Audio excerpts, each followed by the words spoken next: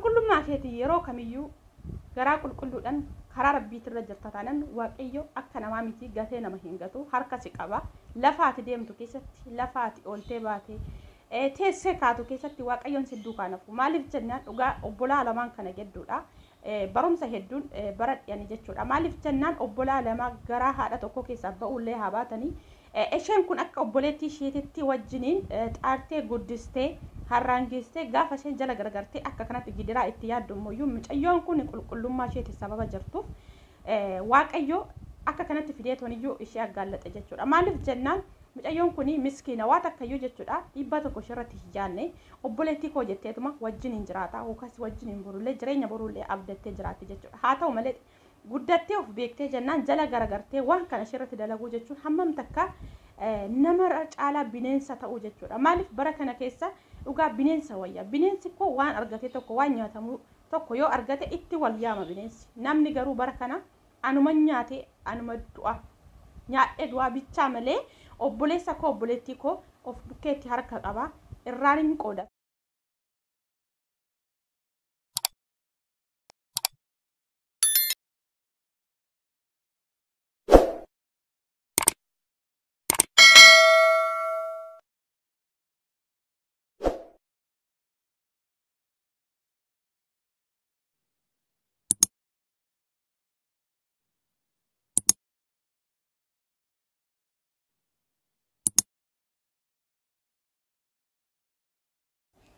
ashama harka fuudhee akkam jirtan hordoftoota chaanala kootii kan taatan marti keessanuu nagaa rabbii lafa fiddoo jirtanitti isiniif haa baay'atu ana obboleettiin keessa nagaa guutuurraa qaba nageenya na bukkee ture isin birallee jiraatu isiniin jecha namoonni chaanala kanaaf faarataatan sabiskiraayib laayik gochuudhaan maatii keenyatti dabalamaan affeerraa keenya kan maatii koo turtan immoo angayoona yaadawwan garaagaraatiin na deeggaraa turtan galatoomaa galata guddaa na biraa qabdu isiniin jechuu jaaladha deebi'ee dhufee jira akkuma jalqaba suura irratti isiniif tuqee kana jechuudha viidiyoo kana namni hin laalle hin jiru jedhee hin yaadu maaliif miidiyaa haaratti namni kamiyyuu hargisan jirtu viidiyoo kanarraa barumsa guddaan baradhanii tokkoffaa jechuudha mucayyoo obbolaa akka obbolaatti wajjin guddatanii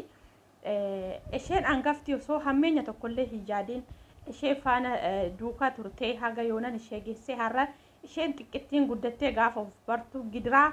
amma kana gaa ishee irratti raawwatte jechuudha asirra maal baratte yoonaan jettanii tokkoffaa namni qulqullummaa ofiitiin deemu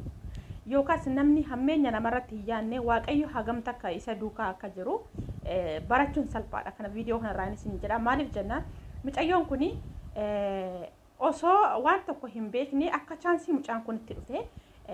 isaan gaafatee lamaan isaaniiyyuu intervuu godhee jira haa ta'u malee mucayyoo xiqqettiin tun osoo irra gubbaa ilkaaniin itti kofaltuu obboleettii kiyya osoo jettu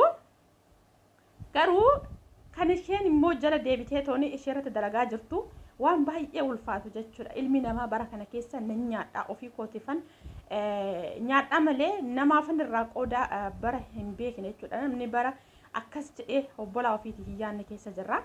haa ta'u malee mucayyoon kun qulqullummaa ishee haga jirtuun hagam dhugaan gaafa bu'u hagam takkaan gammadanii maaliif jennaan tokkoffaa indaaqqoon caarteeti halbeettiin qalamuu listii jedhan mucayyittiin ofuma isheeti hojiin isheen hojjette deebi'eeyyuu jechuudha waan ishee irratti fide jechuudha abbaan kun waaqayyo umurii isaanii haa dheeressu sababa isaaniitti dhugaan kun ba'uu danda'ee jira jechuudha maaliif wanti kun yookaas ishiin qabeenya warra sanii fudhachuudhaaf qabeenyi kun kanaadha koon abbaa kootiiti jettee dhama'aa turte suni gara caalu mucayyoo kanatti irra hiiqayyu malee ishii sorumayyuu hin argu jechuudha maaliif jennaan mucayyoon kun haadha ishee deessitu nama sana eerume yookaas nama isa wajjin jiraataa ture amma ta'e tokko qabeenya jara sanaa bakka isaanii buutee toonii qabeenya jaraa san kan fudhachuu danda'ullee mucayyoo ishee kana ishee jabdiitii tana jechuudha tun yaada mana isaaniitti kireeffattee jiraataa kan turte akkasuma gargaarsa garaagaraa isaa wajjiin hojii isaaniif hojjetaa turte achuma kaati haati tun gaafa duutu mucayyoon kun eessatti geenna jedhaniitiin guddisanii si guddisan malee sillee sin dhalchine kan isaanii miti jedheen jechuudha waaqayyo umurii isaanii dheeressu nama sanaa jechuudha dhugaa baay'ee tokko nan gammade maaliif jennaan mucayyoon tun miskiina waa tokko yuula dhiibbaa tokko malee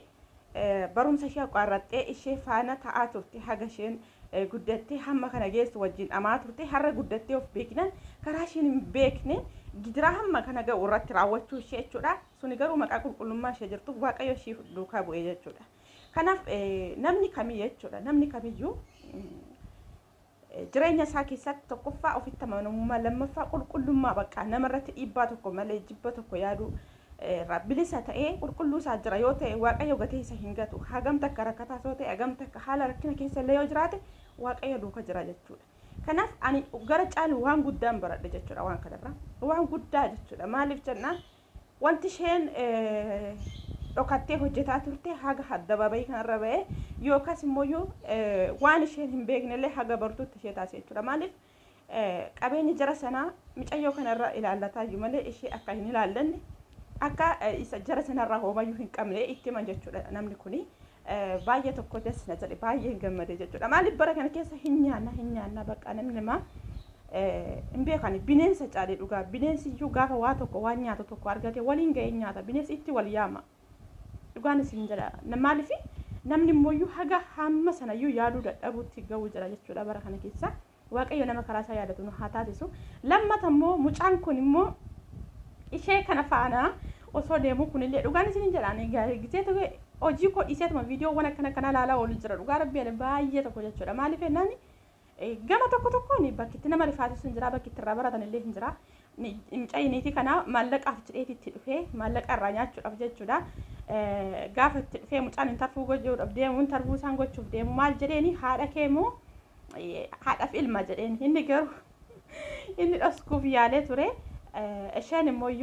fiqiranyaa kiyya jetteen jaalallee kiyyaa wanti dhoskitu hin jiru waan jiru hundatti midheen garuu isheetti fakkeessuudhaaf maallaqa irraa nyaachuudhaaf akka waan jaalallee ishee ta'eetitti itti dhufee ishee faana duukaa deemaa ture jechuudha. Haa ta'u malee kan namni kamiyyuu jechuudha namni dadhabbii tokko malee osoo tabba tokko buhee hin ba'in hojii tokko malee maallaqa namaa nyaachuuf maaliif dafqa isaatiin alatti jechuudha. Kuni dafqa namaa nyaachuu jechuudha. Dafqa isaatiin alatti namni kan waaqayyo eebbisuuf illee namni ofii isaatii dhuunfaa isaatii dadhabee gaara ba'ee bu'ee hojjete yoo fide waaqayyo illee hin barakaaf ni eebbisaaf kanuma hojjete xiqqoo sana baay'eetti jijjiiraaf jechuudha. Garuu bakka sana dhiisanii tooniyyuu humna namaa nyaachuu maallaqa namaa reebu gaafa deeman waaqayyo guyyaa tokko nama qaba gaaf tokko nama saaxila addababayii irratti akka kanatti jechuudha. Maaliif innama ishee maallaqaaf jedhee itti dhufee ishee faana waliigaltee uume irraa nyaatee gaafa takka ture gatee biraa deemuuf ture osoo jaalallee qabu jechuudha. Haa ta'u malee isheen kun immoo waan jiru dhugaa dubbatte sirriidha baga dubbatte dhugaan isiniin jedha maaliif jennaan akka kanatti kunoo qurxii yookaas waan jiru bartee gattee biraa deemtii jechuudha. Kana dura nyaatamtus kan dhufuuf kan boruuf immoo of eeggannoo gootee sasabbamte jechuudha waan akkasiitirraa. Maaliif dhugaa barumsa namaa dabarsa gama kamiyyuu jechuudha waa hedduu irraa baratanii namni waan akkasii hojjetaa jiru battalumatti waan akkanaatirraa of qusachuu illee ni danda'a. Karaa kamiyyuu immoo jechuudha dafqa ofiyootiin alatti waan ofiidha dadhabanii fidaniin alatti qabeenyi namaa akka kan namaan taane maallaqni namaa har'a nyaataa har'a fudhataa garuu ni guyyaa tokko dhiiga nama tuksiisa. Maaliif jennaan dadhabbii malee dadhabbii isaa miti kaa dadhabbii nama tokkooti dadhabbii tokko malee maallaqa namaa nyaata sababa jiruuf dafqi namaa suni oolee bula malee guyyaa tokko waagaa nama kaffalchiisa jechuudha. Kun asumatti irraa barachuun baay'ee salphaadha isiniin jechuu barbaadatanii ijoolleen viidiyoo kana waraaban ani isaan kan sodaadha yeroo baay'ee namoota walitti bu'an miidhaan irra ga'a jedhee yaada gisee baay'ee malee dhugaa barumsa sirriitti barumsa cimaa dabarsa jechuudha. Maaliif amma ta'e tokko namoonni waan akkasii akeekkachiisa akkasii qaban irraa of qoxxobuu irraa of deebisu jechuudha. Walumaa galatti waan baay'ee barumsa namaa ta'uudha viidiyoo isa jalqabaa mucayyoo obbolaan kan lamaatirraa sirriitti hin baradhe maaliif nama kamittuu lafa kam keessattuu nama qaba abaluun kun kooti jedhanii abdachuun bara kana keessa ni ulfaata. Sinigalee ni ulfaata hagam takkallee ta'iif hagam takkallee gargaarii guyyaa tokkottuu sirra tarkaanfatee si biraa deema jechuudha. Dadhabbii ati waggaa meeqa wajjin dadhabde sana dadhabbii sa'aatii takkitiitti iyyuu lakkaa'u jechuudha. Namni maaliif jennaan ofii koo dhuunfaa kootta nyaadha malee abaluu fanirraa qooda. Namni kun bukeetu kufee jira inni kunillee bakka kufee kana haa ka'u harkaan qabaan hin jiru. Bakka lafa kufanitti laalanii wal bira darbu tarkaanfatanii bira darbu ta'ee jira jechuudha barri kuni. Walumaa galatti waaqayyo immoo nama karaa isaa yaadatu nu haa taasisu. Hunda keenyaaf iyyuu waaqayyo lubboonaa nu haa kennu. Maaliif jennaan jireenyi dachee kanarraa jireenya sobaa jiraataa jirra. Jireenya sobaa jireenya darabaa tanaa jennee immoo jibba waan hin taane walirratti waarrachuu osoo dhiisne osoo nageenya buusne wanni qaban hundumti isaayyuu jechuudha namarraa hafeeyyuu nama biraaf hin ta'a jechuudha. Maaliif jennaan lafa nageenya jiru lafa jaalalli jiru wanti hunduu ni jiraata. Lafa kophaa kee qofa nama malee kophaa ofii nyaachuun qabaatte haga feete qabaadhu qabeenya hagamii takka yoo qabaatte nama malee faayidaa takka hin qabu. Maaliif jennaan wanni hunduu nama wali bareeda waan ta'eef qabeenyi suni qabaatteedhaaf namni tokko qabeenya dhuunfaa isaatiitti mana guutuu qabaate yoo namni isa bukkee hin jirre gaafa tokko namni inni dhukkubsatee ciise namni bishaan fideetti qabullee hin jiru. Maaliif jennaan namni waliif qoricha namni waliif gaachana nama malee jiraachuun ni ulfaata. Kanaaf namni keenya garuu waan akkasii kana irraanfatamaa sirumayyuu akkuma waliigalaatitti bakka. Maaliif jennaan anumti fiigee keessaa ba'aa malee obboleessa ofii obboleettii ofii hiriyaa ofii harka qabuun hafee jira jechuudha. Kanaaf immoo sanas ta'ee kana waaqayyo nama karaa isaa yaadatu nu haa taasisu. Waaqayyo lafuma kamittuyyuu ilma namaa kamiifiyyuu biyya kam keessattuyyuu kallattii kamiiniyyuu jaalala ilma namaa gidduutti haa buusu. Jaalala ilma namaa gidduutti haa irraanfatu. Jibba haa dhabamsiisu. Maaliif jennaan jaalalli jiraatee hundumti isaayyuu guutuudha. Hundumti isaayyuu